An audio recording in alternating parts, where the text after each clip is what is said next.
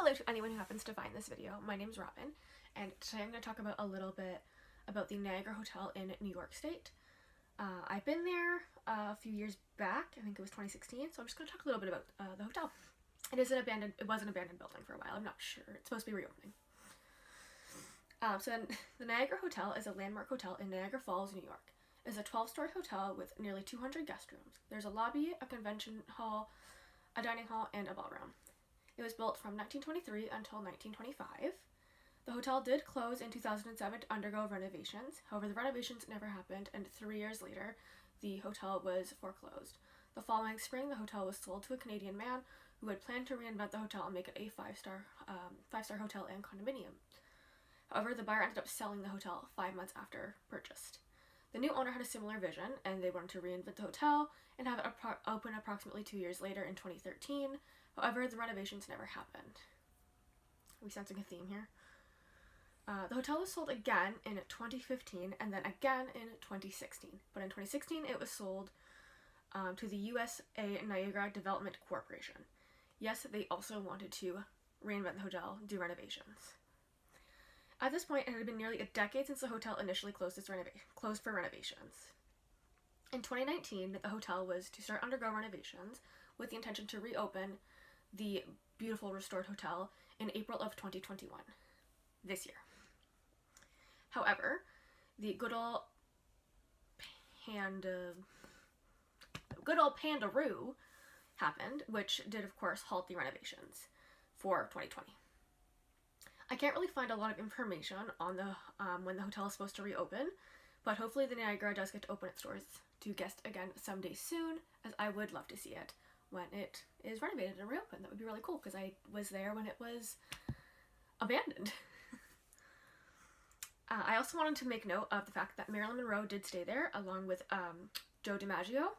They were filming their film Niagara in 1952, and they were staying at the Niagara Hotel. Marilyn Monroe did not die at the Niagara Hotel, though some people have claimed to have seen her ghost there. I have had a hard time trying to find anything about other guests that have stayed there. However, I do know other notable guests have stayed there. I just can't remember who they were.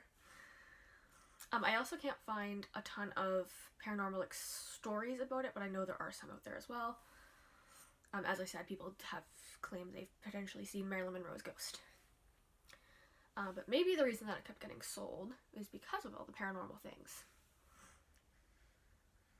Alright, so now that I kind of went over a little bit about what the hotel is and the history of it, I'm going to go back to January 2016 again, which is when it was initially sold to the USA Niagara Development Corporation, and that is when I had gone there in January of 2016.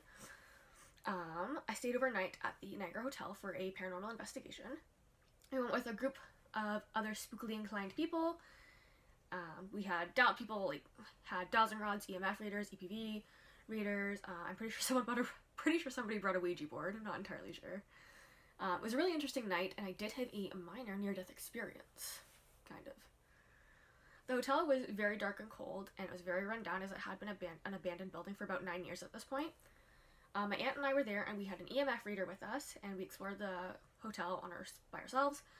Every floor was acceptable except for the actual basement, which had been flooded.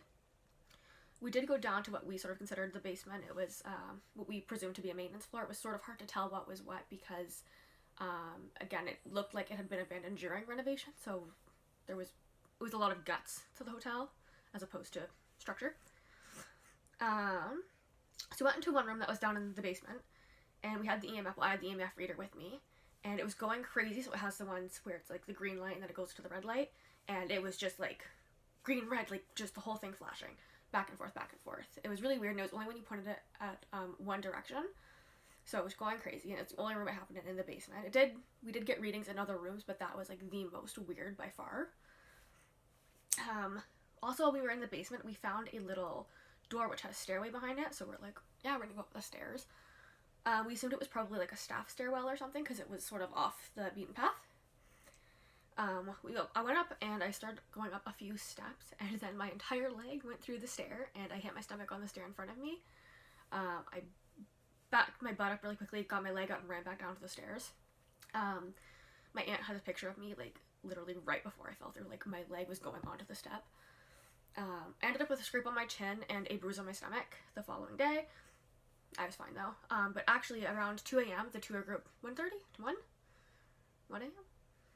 In the wee hours of the morning, the whole group met up again to head back to Canada, as we were in America at this point. And we overheard a lady talking about how her foot went through a step when she was in the basement. So we went over and we're like, where was it? And so she was telling us about it. And I was like, oh my god, I fell through that step. I was like, I fell right through it. Almost to the basement, which was flooded in January in New York. That would have been shitty. Really shitty. We also didn't have insurance when we went over because we were only there for like 5 hours or something. Yeah, she was fine. I was fine. We were both okay. It was interesting. I was like a much bigger person than her, so if her foot went through it first, I took the whole thing out. The spookiest thing that did happen though was we were walking through one of what I assume was like a guest room, and my aunt was like, "Did you just grab like, my backpack? Like what just happened?" I was like, "What? No." And like she swears someone like tugged on her backpack, and like I was in front of her at that point. Nobody else was in the room with us. So that was weird. We also like had noticed like what sounded like rocks or something being thrown at some point, so we're not really sure what that was. There was a lot of strange sounds and smells in that, but again, like we were there with another group of people. We just weren't with the group of people. Like everyone sort of went off on their own, so it's hard to tell if there was anything really spooky that happened because we did hear like distant voices, like voices in the distance. We did, like I said, we heard footsteps, we heard creaking. What else? There was a bunch of like little weird things that could have been other people. We also went up to like the top floor area, and there was birds up there, which terrified us for a moment because we didn't realize what it was, and also there was just birds. Yeah, it was a little creepy. All in all, it was a very interesting and slightly dangerous experience, but it was pretty fun, and I'm gonna try and put some pictures up around if I have any, if I can find any of them.